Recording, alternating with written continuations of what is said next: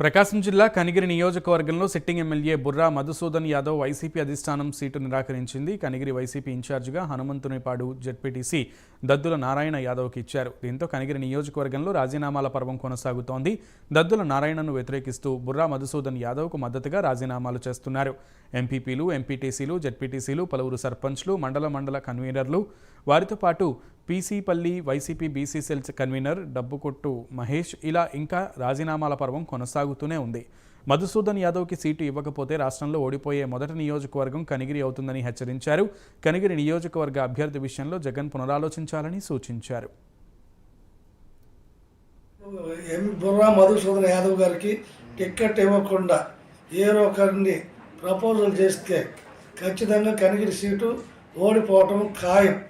తెలుగుదేశానికి మంచి మార్గం వేసి మరి వాళ్ళని పూలబాటలో నడిపించినట్టు ఉంటుందే కానీ ఇప్పటికైనా కనిగిరి ప్రజలు సర్వే చేయండి. సర్వేలలో ఏ సర్వేలో కనుక మధుసూదన్కి వ్యతిరేకంగా రాలేదు. ఎవరో నలుగురు వ్యక్తిగతంగా వాళ్ళు చేసినటువంటి పోరాట విధానం వల్ల మరి కనిగిరిలో వైఎస్ఆర్ పార్టీకి నష్టం కలగబోతుంది. కాబట్టి ఇది చాలా ఇబ్బందికరమైన విషయము. కాబట్టి రాష్ట్ర ముఖ్యమంత్రి ఇప్పుడైనా కనిగిరిలో 234,000 ఓటర్లు ఉన్నారు. అందులో అన్ని సామాజిక వర్గాల వాళ్ళు ఉన్నారు. బీసీ సామాజిక వర్గము అత్యధికంగా 80,000 పైన ఉన్నాయి. అలాగనే యాదవ్ సామాజిక వర్గం నుంచి 38,000 ఓట్లు ఉన్నాయి.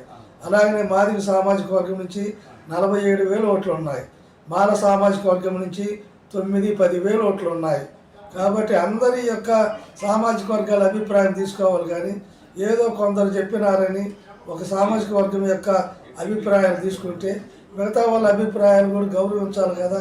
కనిగిరిలో ఖచ్చితంగా గెలవాలంటే బుర్రా మధుసూదన్ యాదవ్ అయితేనే గెలుస్తాడు.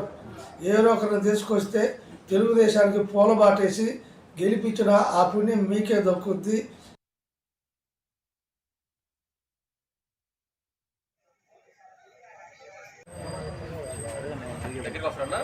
నేను